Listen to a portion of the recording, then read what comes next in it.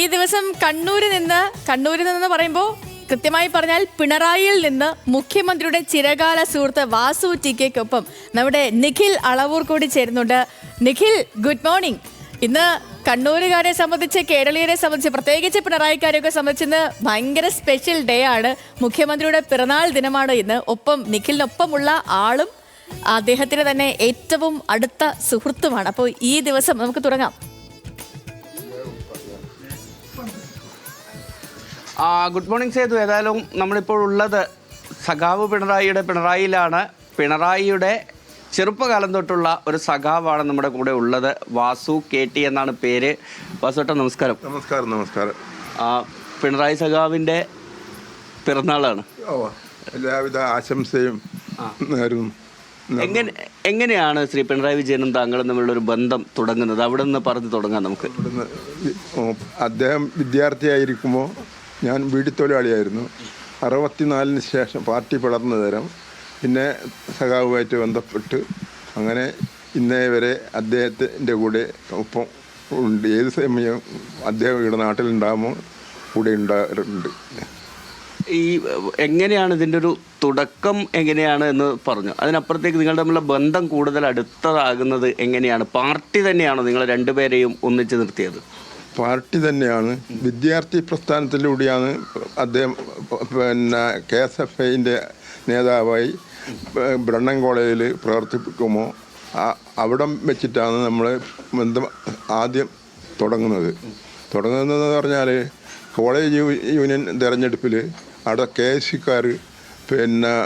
KSCക്കാർ വിളയാട്ടാണ്.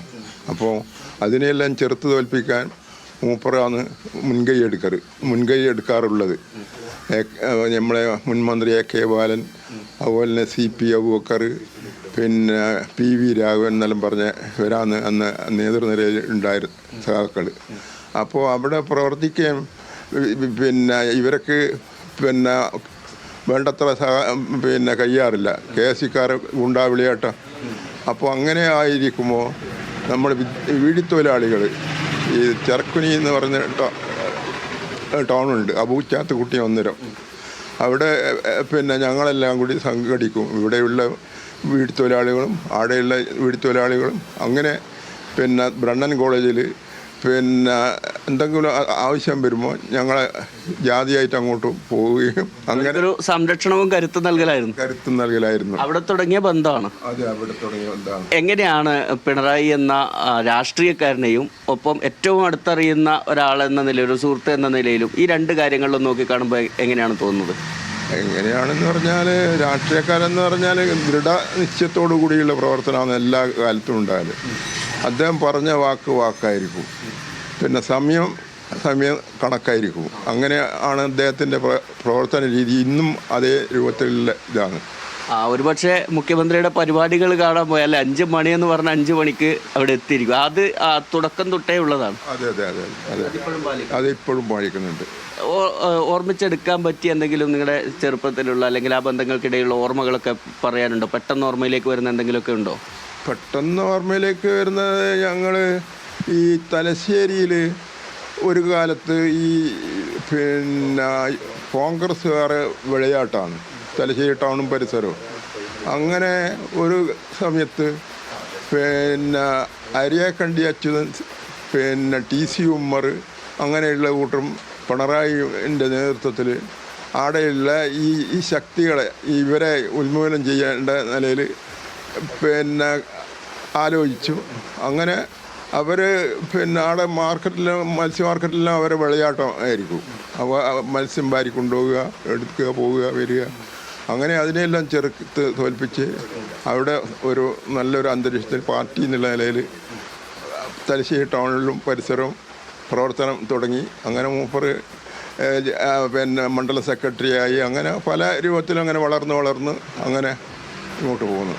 ഈ പിണറായി വിജയൻ ഇന്ന് നമ്മൾ പറയുമ്പോൾ ഏറ്റവും ശക്തനായ രാഷ്ട്രീയ നേതാവാണ്, നമ്മുടെ മുഖ്യമന്ത്രിയാണ്, ഏറ്റവും കരുത്തോടുകൂടി സംസ്ഥാനത്തെ നയിച്ചുകൊണ്ടിരിക്കുന്ന ആളാണ്. പക്ഷെ വലിയ മർദ്ദനങ്ങളൊക്കെ പാർട്ടി പ്രവർത്തനത്തിൻ്റെ ഭാഗമായി ഏറ്റുവാങ്ങി അങ്ങനെയാണ് അദ്ദേഹം ഈ രാഷ്ട്രീയത്തിൽ അദ്ദേഹത്തിൻ്റെതായ ഒരു സ്ഥാനം കണ്ടെത്തുന്നത്. ആ ഈ അടിയന്തരാവസ്ഥ കാലത്തെ മർദ്ദനവുമൊക്കെ ഉണ്ടല്ലോ, അങ്ങനെയുള്ള കാര്യങ്ങളൊക്കെ ഓർമ്മയുണ്ടോ? എന്താണ് അങ്ങനെയുള്ള കാലം ഓർമ്മയുണ്ട്. അന്ന് പിന്നെ കോൺഗ്രസും പോലീസും എല്ലാം കൂടി ചേർന്നുകൊണ്ട് ഇദ്ദേഹത്തെ ഉന്മൂലനം ചെയ്യാൻ തീരുമാനിച്ച് പല ഘട്ടത്തിലും അദ്ദേഹത്തിനെ അപായപ്പെടുത്താൻ വരെ ശ്രമിച്ചിട്ടുണ്ട്. അതെല്ലാം പരാജയപ്പെടുത്തി അദ്ദേഹം ഇന്നും കരുത്തോടു കൂടി മുന്നോട്ട് പോകുന്നു. അതുമാത്രമല്ല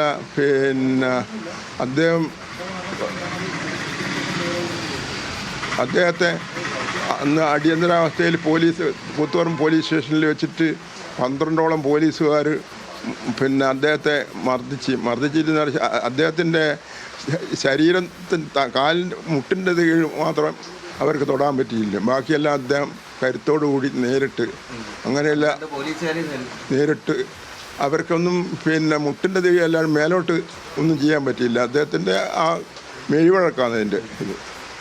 ഈ അദ്ദേഹത്തെക്കുറിച്ച് നമ്മളിതൊക്കെ പറയുമ്പോഴും എല്ലാ കാലവും ഈ വിവാദങ്ങളിലേക്ക് അദ്ദേഹത്തെ വലിച്ചിടാനുള്ള ഒരു ശ്രമം നടക്കാറുണ്ട്. ഈ പത്രവാർത്തകളിലൊക്കെ ആയാലും പിണറായി വിജയനെ കേന്ദ്രീകരിച്ചൊരു വാർത്ത വന്നാൽ അത് വലിയ ചർച്ചയാവും. അദ്ദേഹത്തെ അത്തരത്തിലുള്ള ഒരു സമീപനം മാധ്യമങ്ങളൊക്കെ അദ്ദേഹത്തോട് സ്വീകരിക്കാറുണ്ട്.